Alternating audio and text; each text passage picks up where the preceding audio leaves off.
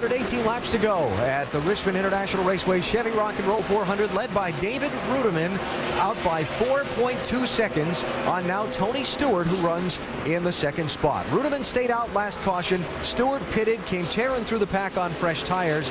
But the fact that we've run a little ways under the green flag, Rusty and Brad, I think kind of locks some of these guys back onto the same pit schedule now. And for people like Ruderman, that's going to work out great for him. Well, it's worked out good for him right now. As long as it doesn't run so long, they'll run out of fuel. But it doesn't look like that's going to happen with caution flags been falling the way they've been happening. But, boy, I mean, track position is everything for Ruderman. I mean, he's had enough air out there to keep the downforce, make that car handle good. It's been well. And as far as another guy that's kind of locked in on a strategy move they made because we've run a little while on the green flag, Brad, there's Denny Hamlin. Yeah, absolutely. Denny Hamlin along with Martin Truex and Mark Martin. These guys have all stayed out. They're taking advantage of the track position. And like you say, if it schedules around, cycles around, they could be in the catbird seat come the end of the day. So the strategy kind of shuffled the deck here at the front of the pack on these mid-race pit stops and might have set the course for some people as far as how they're going to finish. Now, the other intriguing story on the day, all race long followed the troubles of David Reagan, 13th place in points coming in. Now, all of a sudden, Clint Boyer gets trapped way back in the field after that last set of pit stops, and he's the man that's on the outside looking in. Shannon, what happened on that last pit stop? Yeah, you know, it's such a tight pit road down here. We've heard stories all day of guys just getting stuck inside their stall, and that's exactly what happened with the 07 of Clint Boyer. He couldn't get his car all the way in the stall because of the 42 of Juan Pablo Montoya, who is right behind him.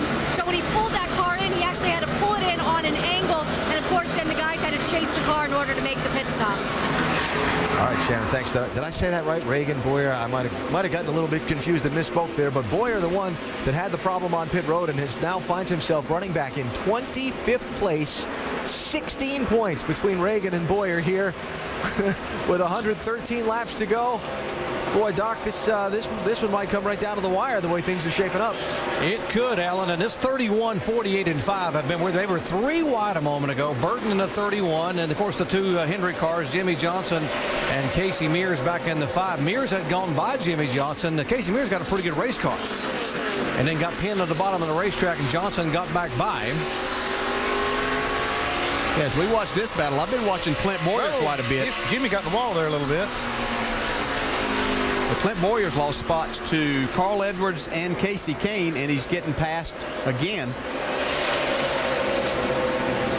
17 car, Kenseth being shown 2 laps down in 39th position, and moments ago, watch the 17 car. Had a handful coming out of the corner. Look at these guys, 3 wide. Jimmy Johnson in the middle. Jimmy a little sideways there himself. Yeah, that's 6, 7, and 8, by the way, Burton, Johnson, and Mears. Shows you how hard these guys are driving.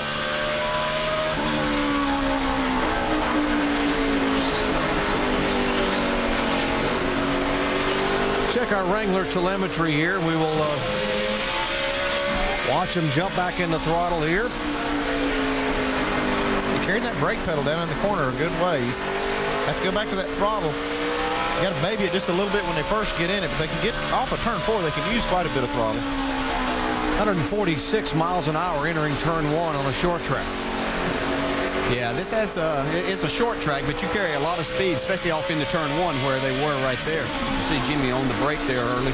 You just use a lot more brake with these cars. Time now for our Aflac trivia question. Who is the last driver to win back-to-back fall Richmond races? Marty, no? I was going to say, Rusty, y'all didn't give me a chance. Well, all you got to do is mention Richmond and winner. You're going to, if Rusty Wallace is, you got him, you're going to be pretty good. Back-to-back in 92 and 93. 6-time winner here at Richmond International Raceway.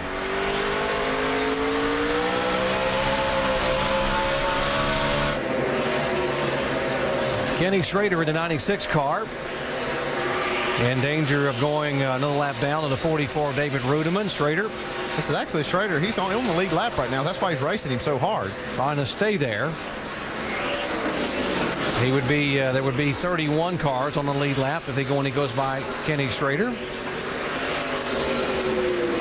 No, and Ruderman, look at those black marks he laid coming off that corner. Yeah. That was a close call for Ruderman. As we talk about the cars, how many's on the lead lap, that might not seem so significant other than the fact that these guys are still racing hard.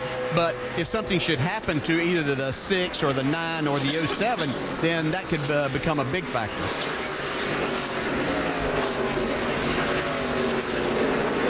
Very impressed watching David Rudiman out here. You know, he only has about 10 more laps on his tires, but to get that car out front and do the job that he's doing there, I know that he's extremely happy to put that UPS Toyota out in front of everybody. And oh, by the way, when this one's over, he's got 250 more laps for the NASCAR Nationwide Series. 83 cars in the wall. Yeah, scraping along the outside of the wall down in turns 1 and 2. There is the car of Brian Vickers, and it will bring out caution. We saw that kind of developing as David Rudiman was going by on the inside, so he's got a right front tire flat. Just over 100 laps to go, and all the pit strategy, those coming in and out, they're all going to be able to come in and make what should be their final stop. Under the yellow. Show you Vickers' issues there. You see these guys, Rudiman and Schrader, racing really hard, and this really cost Schrader that lap right here because that 83 car had a problem. Got up against the wall here with a flat tire.